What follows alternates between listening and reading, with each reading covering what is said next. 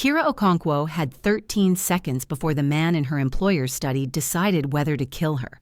She knew this because she'd timed him. 3 months of cleaning Dante Marcello's penthouse had taught her that when he went silent, truly silent, not the performative kind, someone was about to bleed. The marble floors would need scrubbing after. She'd done it twice before. Her hands were wrist-deep in scalding water, washing crystal that cost more than her fabricated yearly salary. The kitchen's industrial silence pressed against her eardrums. Behind her, Dante's reflection materialized in the window above the sink, like smoke taking human form. He didn't speak. Men like Dante Marcello didn't need to. Kira's pulse hammered a countdown against her throat, but her hands stayed steady. That's what maids did. They maintained rhythm even when the world fractured around them. But Delta Force operatives? They mapped exit velocities while their fingers scrubbed wine stains from Waterford crystal. 3 exits, 2 armed guards blocking the service elevator, Dante himself blocking the kitchen threshold, 6'3" of controlled violence in a Tom Ford suit that probably cost $8,000. The scar bisecting his left eyebrow was the only imperfection, a souvenir from Mogadishu that most people were too terrified to ask about. Kira had read his military file. She knew exactly where he'd gotten it. "Friday night," Dante said. His voice was smoke and gravel, the kind that made boardrooms go quiet and enemies reconsider their life choices. "The Castellano-Volkov wedding. You're coming with me." Not a question, not a request. Kira's fingers tightened around the crystal stem. The glass should have shattered. It didn't. She forced herself to turn slowly, water cascading from her hands onto the heated marble floors that were radiant heated to exactly 72 degrees. "Sir?" Her voice came out textured with the right amount of confusion, meek, uncertain. Everything Dante expected from the Ugandan refugee woman he'd hired through a third-party agency that definitely wasn't CIA front. "You heard me." He moved into the kitchen, his gait predatory and economical, every step calculated. "The Castellano girl is marrying Volkov's nephew. Every crime family from Boston to Miami will be there. You'll be on my arm when I walk through those doors." Kira's mind was already 3 moves ahead. The Castellano-Volkov wedding wasn't a celebration. It was a geopolitical summit for the East Coast underworld. FBI had a task force. Interpol had surveillance satellites pointed at the venue. And she had her own reasons for wanting inside that ballroom, reasons that had nothing to do with her government and everything to do with blood. But walking in as Dante Marcello's date wasn't infiltration. It was suicide, with a side of public humiliation. "I don't understand, Mr. Marcello." She set the glass down with deliberate care. "Surely you have someone more appropriate." "Appropriate?" The word was a blade wrapped in velvet. "I'm bringing a house cleaner to the wedding of the century. There's nothing appropriate about it. That's the point." Behind him, his second-in-command materialized. Felix Kozlov, former Spetsnaz, current Shadow, Dante's most trusted weapon. His ice-blue eyes assessed Kira with the clinical detachment of a man who'd killed in 17 countries. "Boss," Felix said, his Russian accent thick as winter. "The Castellanos will interpret this as direct provocation.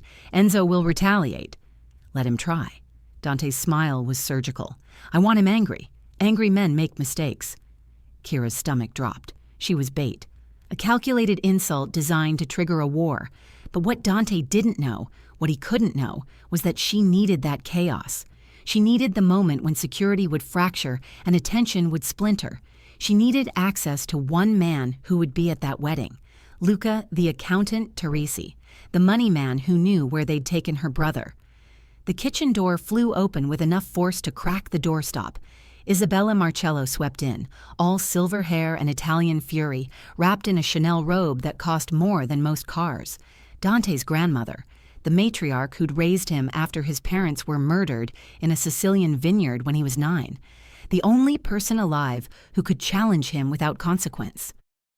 Dante Salvatore Marcello. His full name was a weapon in her mouth. "Tell me you haven't lost your mind." She spotted Kira and froze, her dark eyes going wide. "Madonna mia, no, absolutely not. You cannot bring staff to the Castellano wedding." The insult would be calculated, Dante finished, his voice cold as January wind off the Hudson. Everything I do is calculated, nonna. Isabella's face hardened into the expression that had terrified Mafia dons for 40 years. This will start a war. Yes, Dante said simply. It will. The certainty in his voice sent ice crystallizing down Kira's spine.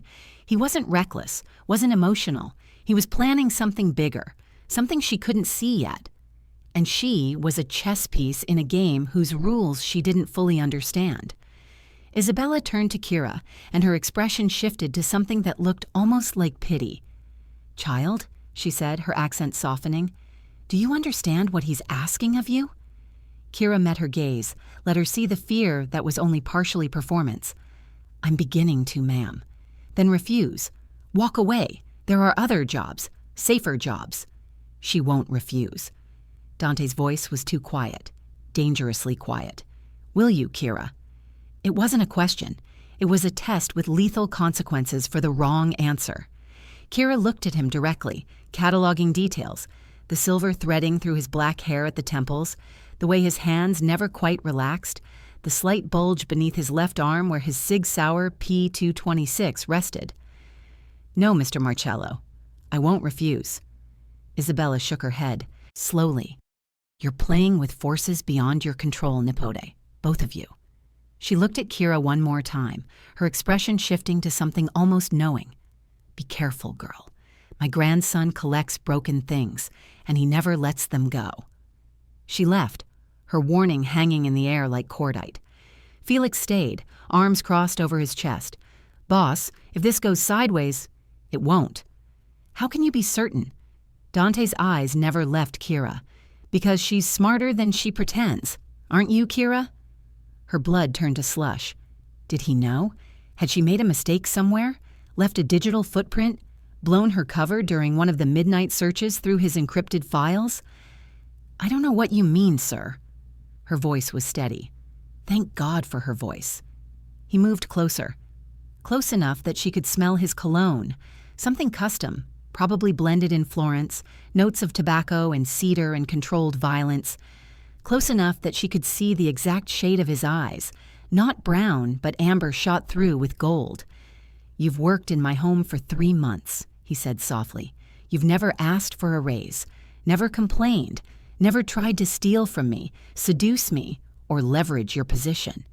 He tilted his head, studying her like she was the equation he was solving in real time. "In my world, that makes you either extraordinarily boring or extraordinarily disciplined." Her heart was a war drum against her ribs.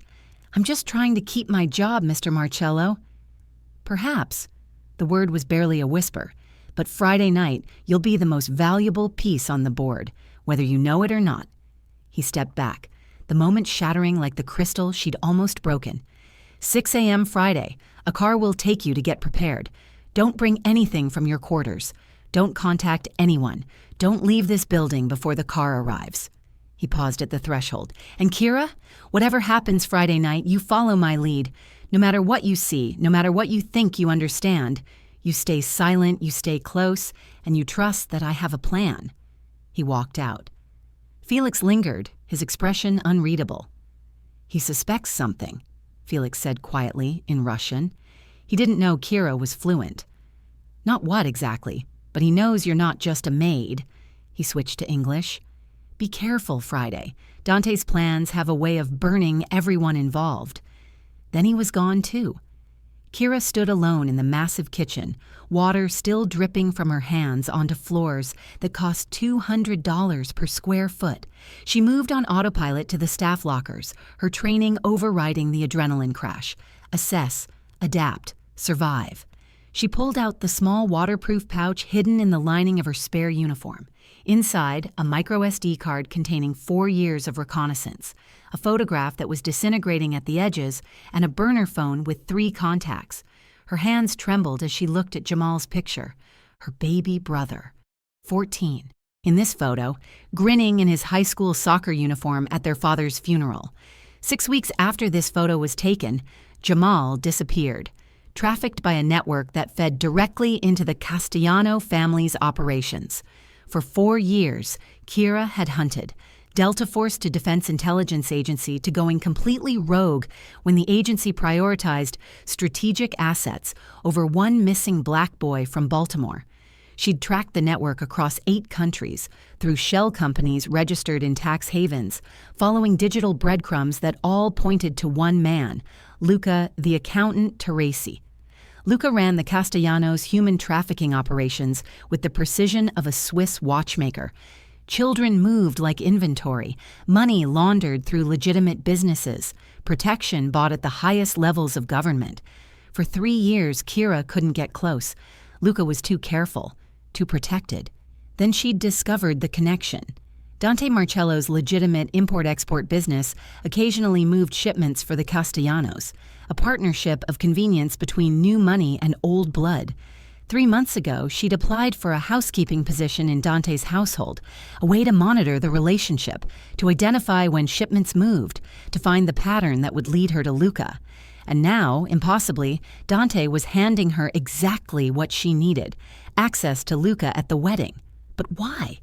What did Dante really want? She pressed the photograph against her chest, breathing slowly.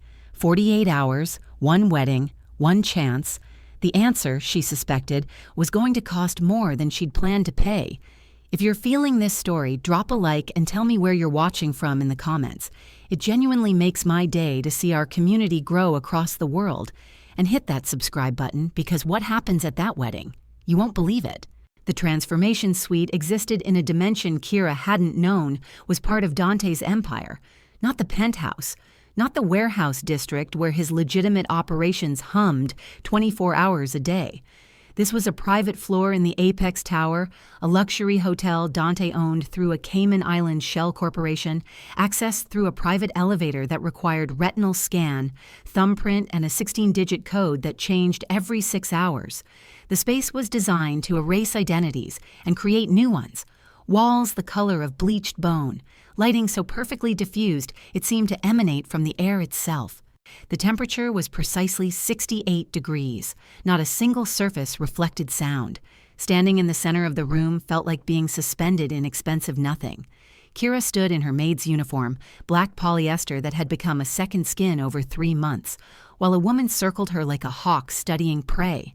Naomi Okafor, Nigerian, late 50s, hands that moved with surgical precision.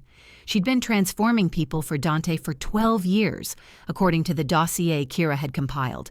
Before that, she'd worked for Mossad's identity division. Before that, somewhere in Lagos that official records refused to acknowledge. "Remove it," Naomi said. Her accent was British-educated overlaying Yoruba roots. Clinical, detached. Everything. Kira obeyed, peeling away the uniform that had been her camouflage. Underneath, she wore compression garments. Nothing seductive, nothing memorable. The kind of underwear designed for function, not fantasy. Naomi's eyes traveled across Kira's exposed skin, cataloging scars with professional interest. A knife wound on her ribs from Karachi, bullet graze on her left shoulder from Budapest, the burn scar on her right thigh from Lagos that she'd gotten pulling civilians out of a marketplace bombing. Military, Naomi said. Not a question. Special operations, multiple theaters. Her eyes met Kira's. Delta, I'd guess. Maybe SAD. She meant Special Activities Division, CIA's paramilitary arm. Kira didn't answer, didn't need to. Naomi simply nodded and gestured toward a chair positioned before floor-to-ceiling mirrors that made Kira see herself from every angle simultaneously. Sit. We have 4 hours to turn you into someone who belongs at that wedding. For the next 3 hours and 42 minutes, Kira was dismantled and rebuilt. Hands worked through her hair, natural, tight coils she'd been keeping in a conservative bun for 3 months. Naomi's assistant, a silent Japanese woman named Yuki, washed it with products that smelled like jasmine and cost more per ounce than cocaine.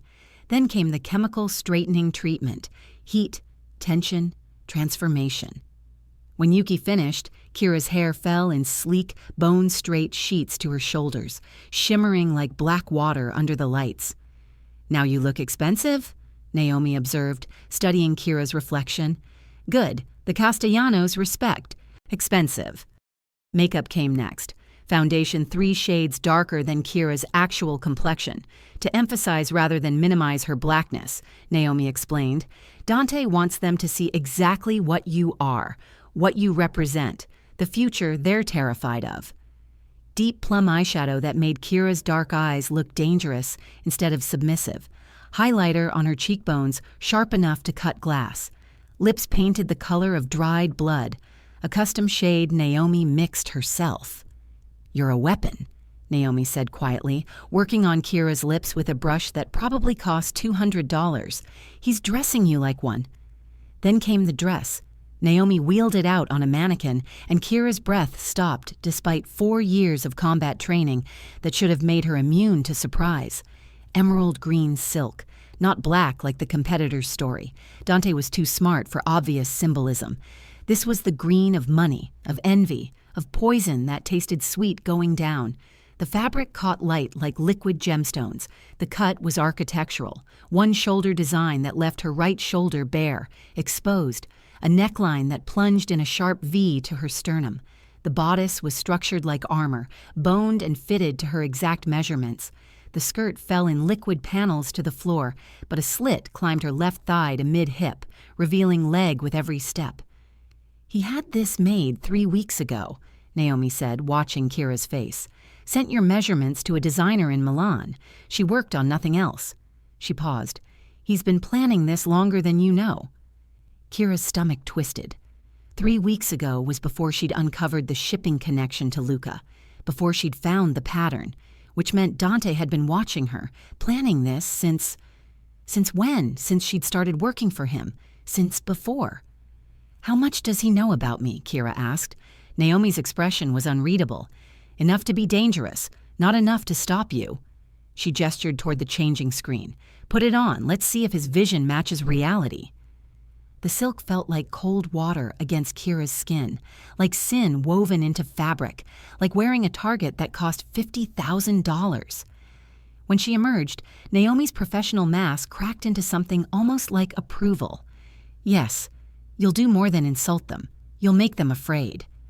The door opened without warning. Dante entered the suite like he owned the oxygen. Probably did. This was his building, his floor, his kingdom.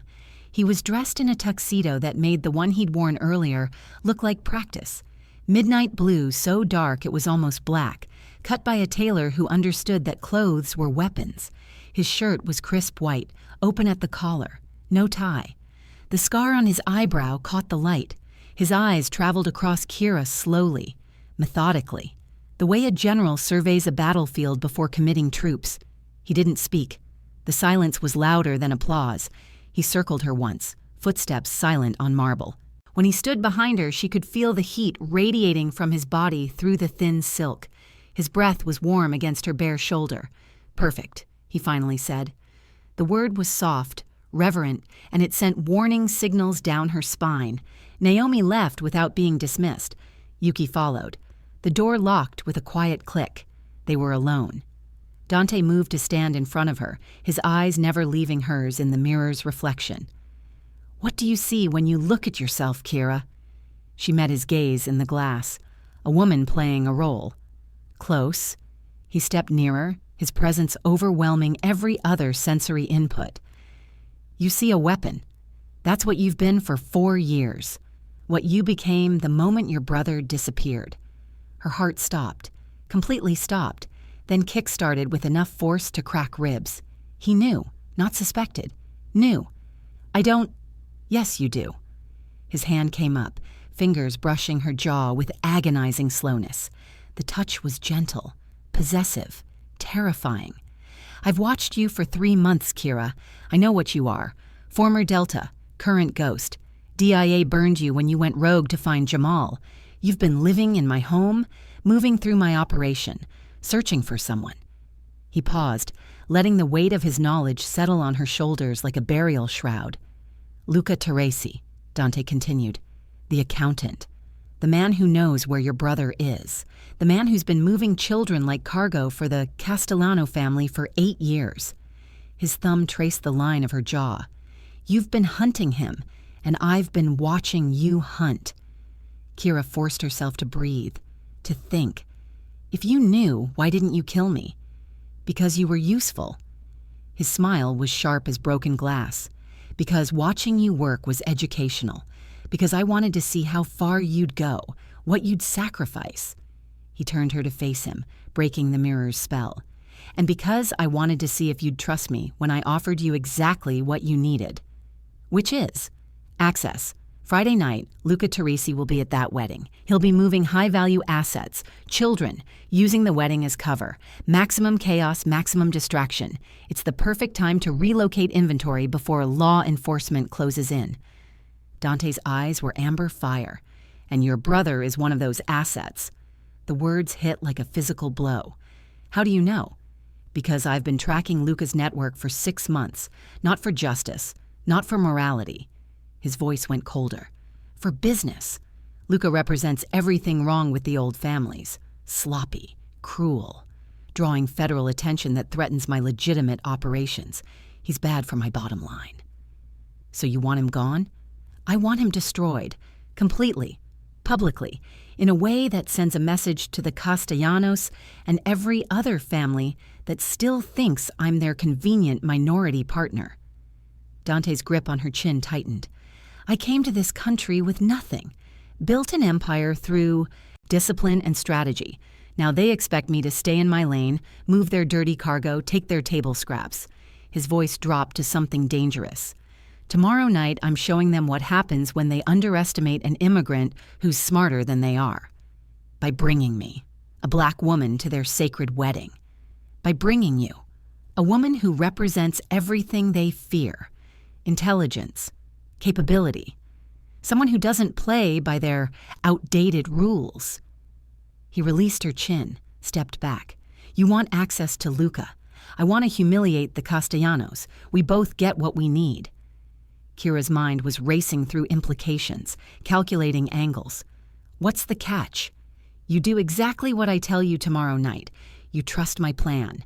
You remember that whatever happens, I'm the one who gave you this chance. He reached into his jacket, pulling out a small device. Micro earpiece. Felix will be monitoring. If you need extraction, he'll coordinate. She took the earpiece, feeling its weight. 4 years of dead ends, 4 years of cold trails and bureaucratic stonewalling.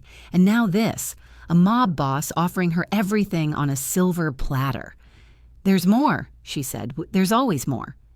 Dante's smile was genuine this time, almost warm. Smart woman. Yes, there's more. After tomorrow night, after we take down Luca and expose the Castellanos, you disappear. New identity. Clean records. Enough money to take your brother anywhere in the world. He paused. Or you stay. Help me build something better.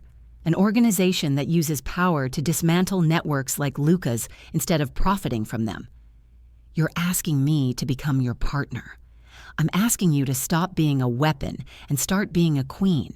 His eyes were intense. You've spent 4 years hunting. I'm offering you the chance to build, to protect instead of just destroy. Kira studied his face, looking for the lie, the betrayal, the inevitable trap. But all she saw was cold calculation and something else, genuine fury at families who'd treated him like a useful tool instead of an equal. I'll need a weapon, she said finally. At the wedding. You'll have one. Concealed. Only use it if everything fails. He moved toward the door, paused. 6 p.m. tomorrow. The convoy leaves at 7. Get rest. You'll need it. Dante. He turned back. Why are you really helping me? He was quiet for a long moment, his expression unreadable. Then, because Nonna was right. I do collect broken things, and you're the most beautifully broken thing I've ever seen. He smiled, but it didn't reach his eyes. And because sometimes the best way to destroy your enemies is to give them exactly what they expect, until the moment you don't. He left. Kira stood alone with her reflection, seeing the weapon Dante had described, the dress, the makeup, the transformation from invisible Maid to impossible to ignore presence.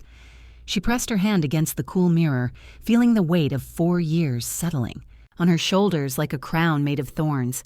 Tomorrow night, everything would change. The only question was whether she'd survive the transformation. The convoy was a declaration of war disguised as transportation. 5 black Escalades with bulletproof glass and run-flat tires, flanked by motorcycles whose riders wore no visible insignia but carried enough firepower to level a city block. The kind of security detail that made traffic part like the Red Sea and made cops look the other way, because some battles weren't worth the pension. Kira sat in the center vehicle beside Dante, her hands folded in her lap, the emerald silk pooling around her like liquid wealth. She could feel the weight of the weapon strapped to her inner thigh, a Glock 43X, small enough to be invisible beneath the dress, deadly enough to matter. Dante had watched her check it twice, his expression unreadable. He hadn't spoken since they'd left the penthouse, just sat beside her, one arm draped across the seat back, his fingers occasionally brushing her bare shoulder. Each touch was deliberate, calculated, a reminder that tonight she belonged to him. The micro earpiece was barely noticeable, tucked deep in her ear canal. Felix's voice came through quiet and controlled. All teams in position. Surveillance confirms Luca arrived 40 minutes ago. He's in the main ballroom, east quadrant, near the Castellano family table. Kira's pulse quickened. 4 years. 4 years of hunting, and she was finally close enough to smell him. "Breathe," Dante said quietly, his voice cutting through her tunnel vision. "You go in there looking hungry and they'll know something's wrong. You're arm candy tonight. Beautiful, expensive, unthreatening." His fingers tightened on her shoulder. "Until you're not." The Long Island estate materialized through the tinted windows like something from a Renaissance painting.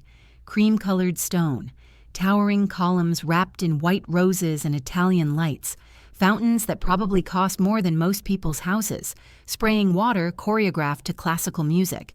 The circular driveway was already choked with vehicles that represented more money than some country's GDP. Bugattis, Maybachs, a Rolls-Royce Phantom that probably belonged to the Volkov family.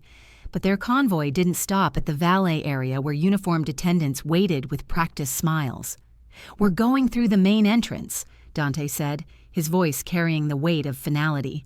"I want every eye on us from the moment we arrive. I want them to see exactly what I'm doing and exactly who I'm doing it with." Kira's stomach clenched.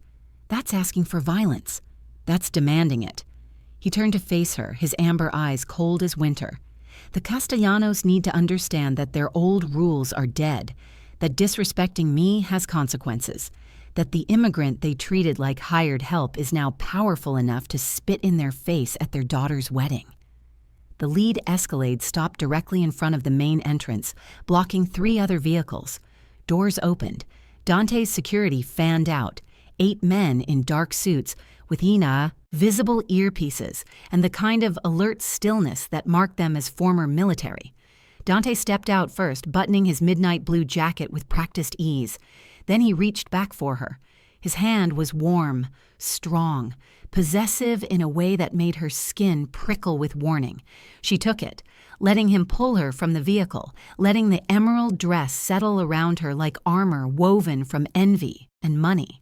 The moment her Louboutin heels touched the stone, shoes Dante had provided, red soles like blood against pale rock, she felt it. The shift in the air, the sudden silence, every head turned. She was a black woman in emerald silk standing beside an Italian-American mob boss at an old-world Mafia wedding. The insult was visual, immediate, undeniable.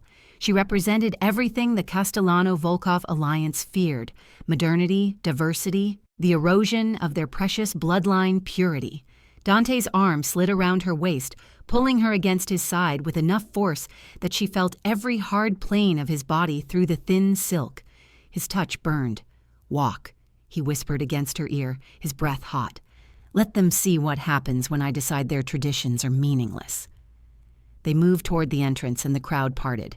Not willingly, out of shock, out of fury, out of the kind of confused rage that came from having someone violate unspoken rules so flagrantly that violence became the only logical response. Kira kept her chin high, her expression neutral, her training suppressing every instinct to scan for exits, for threats, for Luca's face in the sea of expensive suits and designer gowns. She was arm candy. She was decoration. She was nothing, until she wasn't. A woman stepped forward, blocking their path with the kind of confidence that came from 40 years of making men kneel. Sofia Castellano, the Don's wife, mother of the bride, draped in ivory lace and diamonds that could fund a small nation's healthcare system. Her hair was silver, swept into an elaborate updo. Her eyes were black ice. Mr. Marcello. Her voice was silk wrapped around razors. How unexpected. Mrs. Castellano. Dante didn't bow, didn't defer, didn't show an ounce of the respect her position demanded. Congratulations on your daughter's wedding. Beautiful venue. Sophia's gaze slid to Kira, and the temperature dropped 20 degrees. Her eyes traveled from Kira's straightened hair to her emerald dress to her red-soled shoes, cataloging every detail with the precision of a jeweler identifying a fake. You brought a guest, Sophia said. The word guest was dipped in acid. I brought my companion, Dante corrected, his voice soft and lethal. Kira, this is Mrs. Castellano. Mrs. Castellano, Kira Okonkwo. The use of her real name, or the name she'd given him, was deliberate, not hiding her, displaying her. Kira extended her hand, knowing it wouldn't be taken. It's an honor, Mrs. Castellano. Your home is stunning. Sophia stared at Kira's hand like it was a snake. Didn't take it.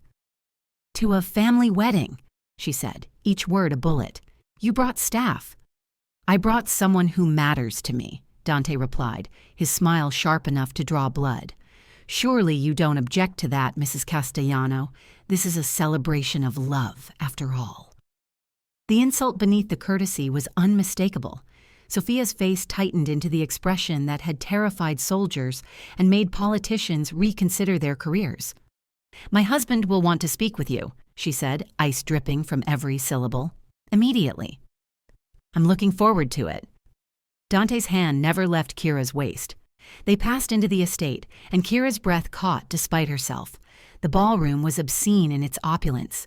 Crystal chandeliers the size of compact cars hung from vaulted ceilings, painted with Renaissance-style frescoes. Marble floors inlaid with gold leaf created geometric patterns that probably cost more per square foot than Manhattan real estate. Tables draped in cream silk held centerpieces of white roses, calla lilies, and peonies flown in from Holland that morning. Everything pristine, everything pure, everything designed to showcase the Castellano-Volkov alliance as old money meeting older money. And in the center of it all, Dante and Kira, darkness and emerald, new money and no apologies. Felix's voice crackled in her ear. You've caused a diplomatic incident. Half the room is on their phones. The other half looks ready to start shooting. Dante guided her to their assigned table, and Kira realized immediately what he'd done. They were positioned strategically, close enough to the main table to be visible, far enough to be dismissible. An insult within an insult, invited but marginalized. As they sat, Kira finally allowed herself to scan the room properly. She cataloged faces with the precision of 4 years' obsession, made men, captains, enforcers, lawyers who specialized in making evidence disappear. The Volkov contingent was easy to identify. Russian, sharp-eyed, wearing suits that cost less but fit better because they expected violence and dressed accordingly. And there, at the head table, sitting beside Don Enzo Castellano himself, Luca the accountant, Teresi. Her breath stopped. He was younger than his file photos suggested, early 40s maybe, handsome in the way of men who understood that appearance was currency, dark hair graying at the temples, cut precisely, suit by Brioni, probably $30,000, wire-rimmed glasses that made him look academic rather than criminal, hands that moved across his phone screen with the delicate precision of a surgeon. He was scanning faces, assessing threats, calculating angles. Then his eyes found hers. For 3 seconds they stared at each other across 50 feet of marble and flowers and old money. Kira saw him try to place her, to understand why Dante Marcello had brought a complete unknown to this gathering. She saw the moment curiosity became calculation. He's looking at you, Dante murmured, his lips against her ear. Luca, he's trying to figure out if you're a message or a threat, or something else entirely. What should I do? Nothing. Let him wonder. Curiosity killed more than cats. It's destroyed entire empires. His hand found hers beneath the table, squeezed once. "Just remember, whatever happens next, you follow my lead. No improvisation, no heroics. You trust that I've planned for everything." Felix's voice? "Bride's procession starting in 2 minutes. Additional security just arrived. Volkov's people, heavily armed. This is about to get complicated." Before Kira could process this, the music swelled. Orchestral, classical, the kind of wedding march that cost 6 figures and came with a conductor flown in from Vienna. The doors at the far end of the ballroom opened. The bridal procession began. Bridesmaids in champagne silk, groomsmen in matching tuxedos, flower girls scattering white rose petals that probably cost $50 each. Then the bride, Elena Castellano, a vision in white lace and Italian tradition. Her face was serene behind her veil, her steps measured and practiced. She was 23, according to the dossier, educated at Vassar, spoke 4 languages, had probably been groomed for this arranged marriage since birth. Behind her, the groom appeared. Captain Mikhail Volkov walked down the aisle in full dress uniform, Russian military, medals gleaming, his posture parade ground perfect. Mid-30s, handsome in a brutal way, eyes that swept the room with the practiced pattern of someone trained to identify threats. Those eyes found Kira and stopped. Kira's world tilted sideways. No, no. Mikhail's face went through a series of micro-expressions too fast for most people to catch. Shock, recognition, calculation, understanding. Then he did something that made the entire ballroom gasp. He stopped walking, mid-aisle, stopped walking toward his bride, toward his future, toward the alliance that had taken 2 years to negotiate. He turned to face Kira directly and saluted. Not a casual gesture, a full military salute, crisp, precise, the kind given to superior officers or heads of state. To her, the ballroom exploded into chaos. Whispers became shouts. Phones came out. Sofia Castellano's face went white with fury. Don Enzo half rose from his seat, his hand moving toward his jacket. Dante's fingers dug into Kira's side hard enough to bruise. "What the hell was that?" Felix's voice in her ear, urgent. "Boss, we need to move. Now. Whatever just happened, it's blown everything." But Kira couldn't hear him, couldn't hear anything over the roaring in her ears, because she knew Mikhail Volkov, not as Mikhail Volkov, as Michael Warren, deep cover FBI, her former partner from the Joint Task Force before she'd gone rogue. The salute was a warning, a message, an abort signal delivered in the only way he could without blowing his own cover completely. She was compromised. The operation was compromised. Everything was about to explode. "I need to leave," she whispered, "right now." "You're not going anywhere." Dante's voice was steel wrapped in velvet. He stood, pulling her up with him, his grip iron. "Smile. We're going to congratulate the happy couple, and you're going to explain to me exactly what's happening before someone starts shooting." The receiving line was a minefield disguised as tradition. Dante's hand never left Kira's waist as they moved through the crowd, a crowd that was no longer pretending civility. Eyes tracked them with naked hostility. Conversation stopped mid-sentence. Hands drifted toward jacket pockets where weapons lived. Felix's voice in her ear was rapid-fire Russian, then English. "Boss, I've got movement on the north perimeter. Castellano's people are repositioning. They're preparing for something." Mikhail, Captain Volkov, she had to remember, had to think of him as the groom, stood at the front of the line beside Elena. The bride looked confused, hurt, clearly not understanding why her new husband had just publicly acknowledged a stranger in the middle of their ceremony. As they approached, Kira could see Mikhail's jaw tighten. When he spoke, his voice was pitched for their ears only, carrying a flawless Russian accent that buried any trace of his Nebraska upbringing. "Miss Okonkwo." He made her name sound formal, distant. "I'm surprised to see you here." "Captain Volkov," she replied, matching his formality. "Congratulations on your marriage." "Thank you." His eyes flicked to Dante, then back to her, a warning. "I hope you'll save me a dance later. We have much to discuss about mutual acquaintances." The message was clear. We need to talk. Privately. Now. Elena's hand tightened on Mikhail's arm, her confusion morphing into something sharper. She was no fool. You didn't survive in these families by being oblivious. Misha, she said quietly, using the diminutive. Who is this woman?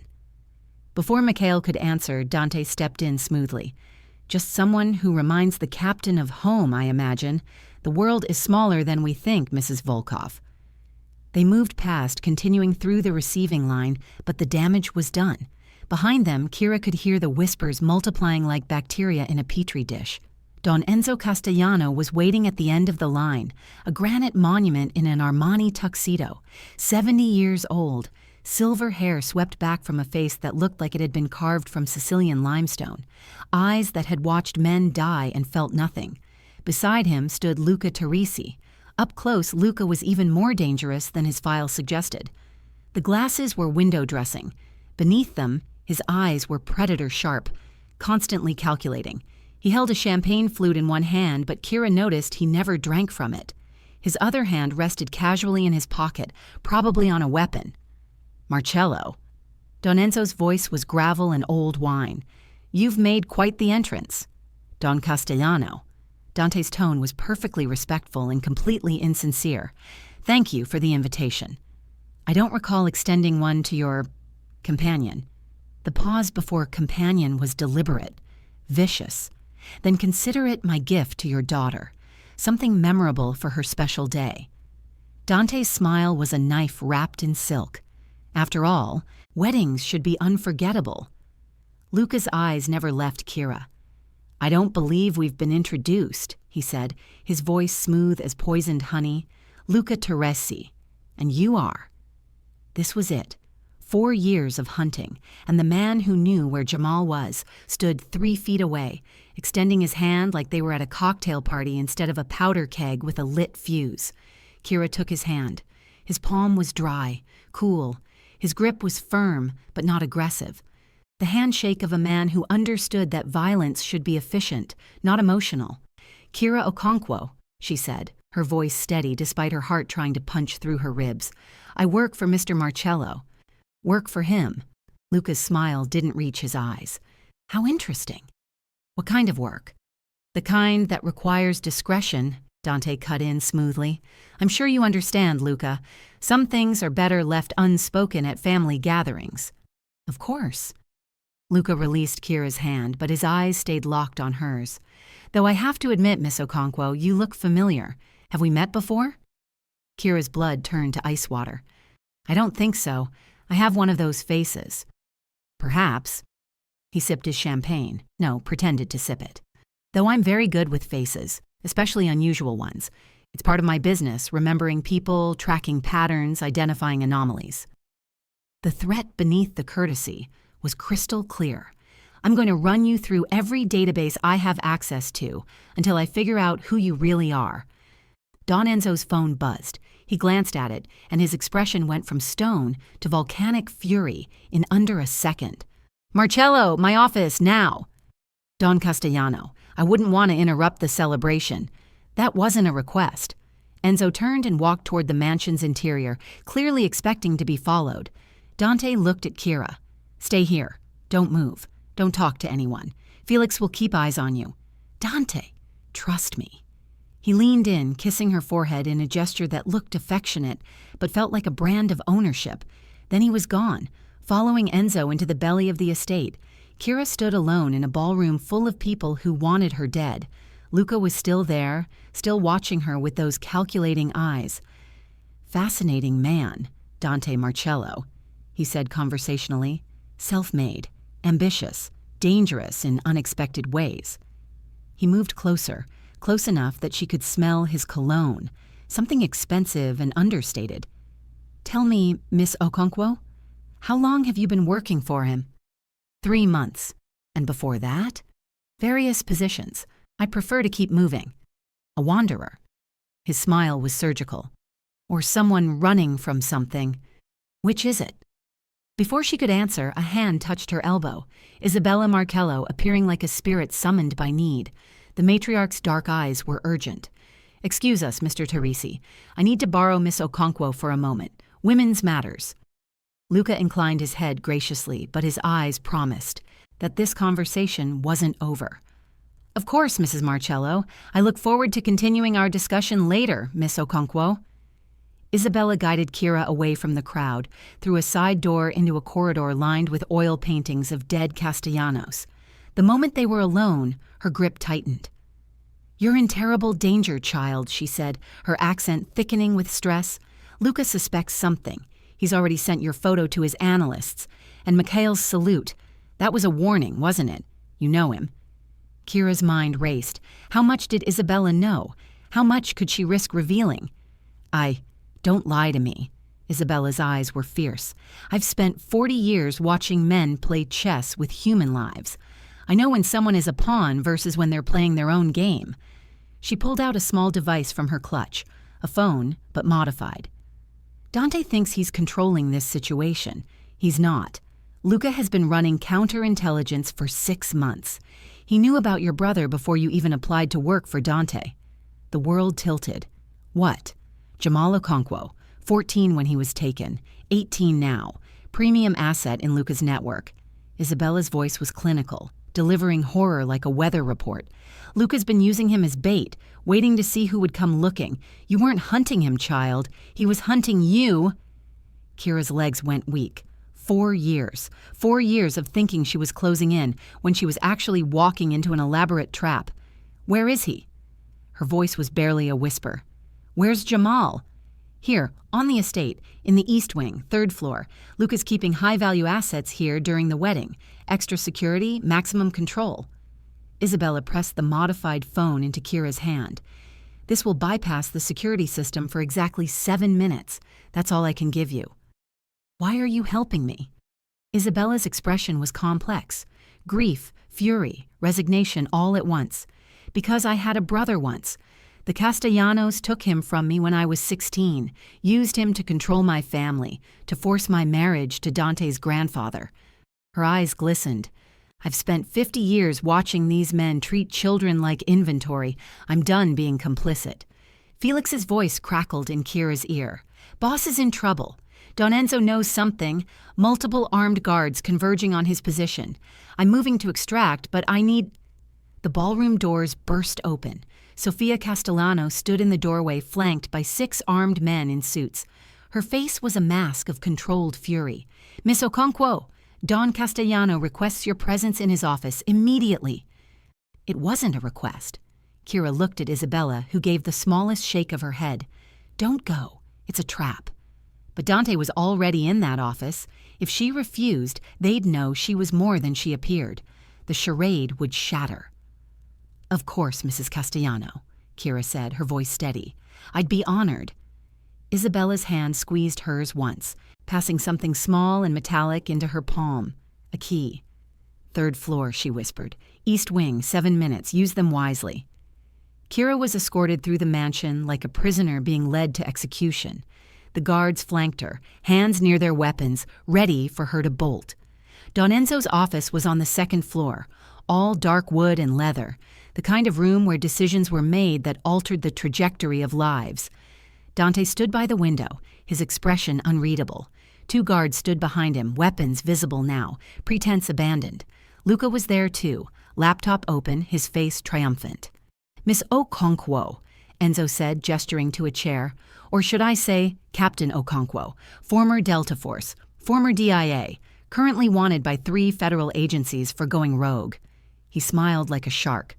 "Imagine my surprise when Mr. Teresi's facial recognition software identified you." Kira didn't sit. Her hand drifted toward her thigh, toward the weapon hidden beneath emerald silk. "I wouldn't," Luca said calmly.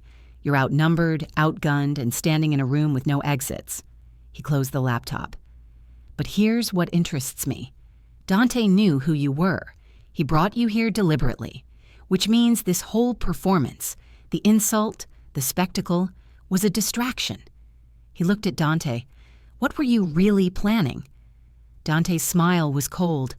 "To watch you destroy yourself with paranoia, to let you waste resources chasing ghosts while I consolidated power, to prove that the old families are so obsessed with tradition that you can't see the future coming until it's already destroyed you. Poetic," Enzo said. "Also useless.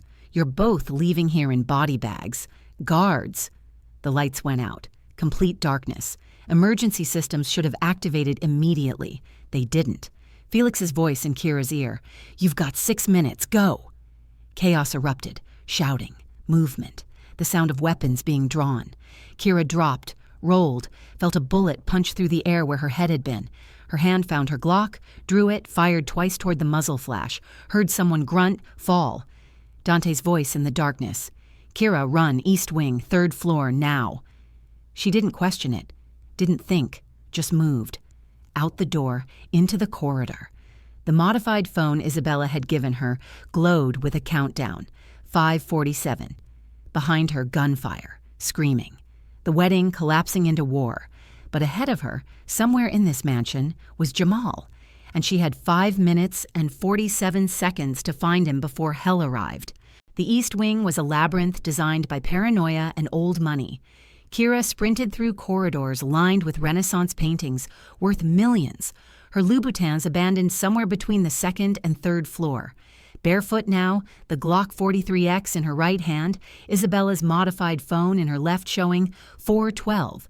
4 minutes and 12 seconds before the security bypass expired, and every door in this wing locked down with biometric systems she couldn't crack. Felix's voice crackled through the chaos. "Boss is pinned down in the office. Castellano's guards are everywhere. I'm moving to extract, but Kira, you're on your own for this." "Copy," she whispered, her breath coming in controlled gasps. 4 years of cardio training, of running scenarios, of preparing for exactly this moment. The 3rd floor opened into a corridor different from the opulent lower levels. Here, the walls were reinforced concrete painted cream. Security cameras every 20 feet. Disabled now, blinking red. Isabella's gift buying her invisibility. Doors with electronic locks instead of ornate handles. This wasn't guest quarters. This was containment. Her phone's interface showed a floor plan. Isabella had thought of everything, with one room highlighted in red. 3rd door on the left, 3:47. Kira pressed Isabella's key against the electronic lock. It beeped green. The door clicked open. The room was clinical. White walls, a single bed, no windows, a bathroom visible through an open door. And sitting on the bed, wearing clothes too expensive for a prisoner, was a young man who looked like their father, Jamal, 18 now, taller than when he disappeared, broader in the shoulders. But the eyes, God, the eyes were the same. Dark brown, intelligent, and currently staring at her with an expression that shattered her heart. He didn't look surprised. He looked resigned. "Kira?" he said quietly. His voice had deepened, lost the boyish pitch she remembered. "You shouldn't have come." She crossed the room in 3 strides, her hands reaching for him, needing to confirm he was real. "Jamal, I'm getting you out of here. Right now, I have—" She glanced at the phone. 3 minutes before the security resets. He didn't move, didn't stand, didn't embrace her. "You don't understand," he said. "I can't leave." The words didn't make sense. "What are you talking about? I've spent 4 years finding you. I burned my entire career. I went rogue. I know." His voice was gentle, devastated. "Luca's been showing me the reports. Every move you made, every dead end you chased, every time you got close." He looked down at his hands, hands that trembled slightly. "He used me as bait to lure you here. And it worked." Kira's world fractured. No, you're coming with me. We're leaving." "Kira." He finally looked at her, and she saw it. The thing Isabella had tried to warn her about. "They didn't just take me, they made me complicit." The room spun. "What does that mean?" "It means for 4 years, I've been learning their business, their networks, their systems." His voice was hollow. "Luca trained me personally. I run logistics now. I coordinate shipments. I know where every asset is, every route, every buyer." He stood finally, and she could see the expensive suit fit him perfectly. "I'm not a victim anymore, Kira. I'm an accountant, just like him." "No." The word was a bullet. "They forced you, coerced you. You were a child. I was 14 when they took me. 18 now. Do you know what happens in 4 years?" His eyes were ancient, destroyed. "You adapt, you survive. You become what they need you to become because the alternative is death. And turns out I wanted to live more than I wanted to stay clean." 2:34. "I don't care." Kira said fiercely, grabbing his arm. "I don't care what you had to do to survive. We're leaving, tonight. I have extraction planned, money, new identities. We can disappear." "Into what?" Jamal pulled away from her. "I know things, Kira. I know routes. I know buyers. I know officials. The moment we run, every family on the East Coast will hunt us. We'll be dead in 6 months. Then we testify. Witness protection. You think witness protection works against these people?" He laughed, bitter and broken. "Luca has federal marshals on his payroll. I've processed the payments myself." An explosion somewhere below rattled the walls. Gunfire, sustained and close. The wedding had become a war zone. Felix's voice. "Kira, Dante's moving to your position. He says don't trust—" Static. "Not what you think." More static. The signal was fracturing. 1:47. "Jamal, I didn't come this far to leave without you." Kira's voice was steel. "Whatever you've done, whatever they made you become, I don't care. You're my brother. We're leaving." "You want to save me?" Jamal's voice cracked. "Then listen. Luca's moving 23 assets tonight. Children, age 8 to 16, using the wedding as cover. There's a convoy scheduled to leave from the East Gate at midnight, 47 minutes from now. Port Elizabeth, container ship called Fortuna Nera." Kira's training kicked in. "How do you know this?" "Because I coordinated it." The admission was a wound. But here's what Luca doesn't know. I kept records. Every shipment, every buyer, every route for 4 years. He pulled out a micro SD card from his pocket. "This is everything. Enough to collapse his entire network, enough to put 36 families in federal prison." He pressed it into her hand. "You want to save me? Save them instead. Get this to the FBI, stop the convoy, let me stay here and feed you intelligence until we can dismantle the entire system." "Absolutely not, Kira." He grabbed her shoulders. "If I leave with you, 23 kids get trafficked tonight and we spend the rest of our lives running. If I stay, I can be your asset inside their operation. I can help you destroy them from within." His eyes were fierce. "Let me turn what they made me into against them." The door burst open. Dante stood in the doorway, blood on his shirt, his Sig Sauer in his hand. Behind him, Felix and 3 of his men. His eyes went from Kira to Jamal, calculating instantly. "We need to move," Dante said. "Castellano's guards are mobilizing. Luca's trying to get the convoy moved up. He knows something's wrong." 0:47. Kira looked at Jamal, at the brother she'd burned 4 years to find, at the young man who'd been broken and rebuilt into something she didn't recognize. "Come with me," she pleaded, "please." "I can't." Jamal's voice was final. "But you can stop him. You have the data. You have time." He looked at Dante. "There's a convoy, East Gate, 23 assets. Can you stop it?" Dante's expression shifted to something calculating. "Yes, but not if we're carrying dead weight." He looked at Kira. "We leave now, or we don't leave at all." The countdown hit 0. The phone's screen went dark. Security systems throughout the wing began rebooting with electronic whirs. "Kira." Jamal pushed her toward the door. "Go, save them. I'll contact you when it's safe. I promise." "I didn't come this far." "Yes, you did. You came this far to stop monsters. So stop them." He smiled, and for a second she saw the 14-year-old boy in the soccer uniform.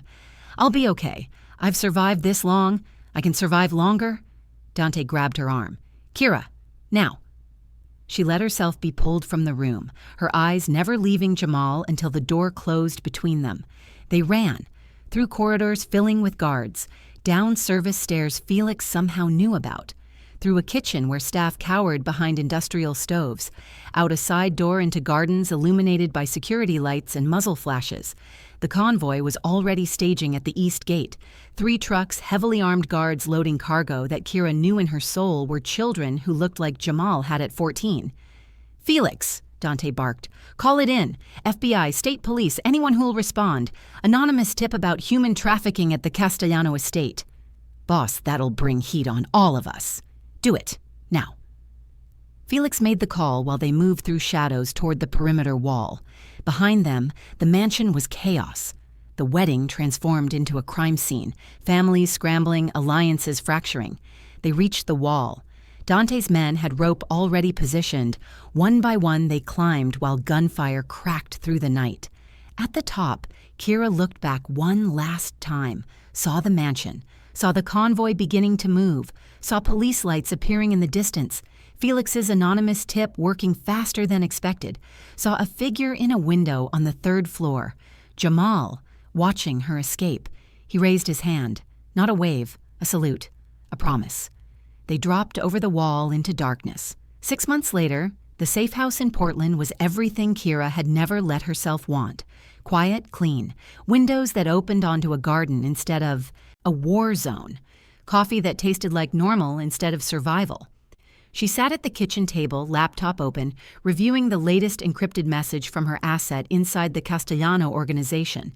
The asset who'd fed her intelligence that had led to 47 arrests, the seizure of 8 trafficking routes, and the collapse of Luca Teresi's network. The asset who signed every message, your brother, surviving. Dante entered from the bedroom, wearing just sweatpants, his chest bare, the bullet scar on his shoulder from that night still pink and healing. He'd survived Don Enzo's retaliation, barely. His organization was rebuilding, restructuring, becoming something different, something cleaner. He poured coffee, read the message over her shoulder. He's asking about next week's shipment intercept, wants to know if we have resources in Baltimore. We do, Kira said. Michael, has FBI assets positioned. We can coordinate. Michael Warren had been extracted from the Volkov family after his cover was blown. Now he ran the FBI task force targeting the remains of the old families. The wedding massacre had given him everything he needed to dismantle empires. Dante's hand rested on her shoulder. You did it, what you set out to do. You found him, saved him. I didn't save him, Kira said quietly. He saved himself, and 23 kids who would have been on that convoy. She looked up at Dante. He saved me too, gave me a purpose bigger than revenge. What do we call what we do now? Dante asked. This war against the old families. Justice. Kira closed the laptop. We call it justice. Outside, rain began to fall on Portland streets. Inside, 2 broken things. A soldier who'd lost her way and a mobster trying to transcend his origins built something new from the ashes of the old world. Somewhere in New York, her brother moved through the darkness, feeding intelligence that would save lives, playing the long game, surviving. Isabella had been right. Some cages had no locks, only keys that looked like choices. And sometimes, the strongest choice was staying inside the cage and using it as a weapon against those who'd built it. Kira picked up her phone, typed a response to Jamal's message. Baltimore resources confirmed. Intercept scheduled. Stay safe, little brother. I'm proud of you.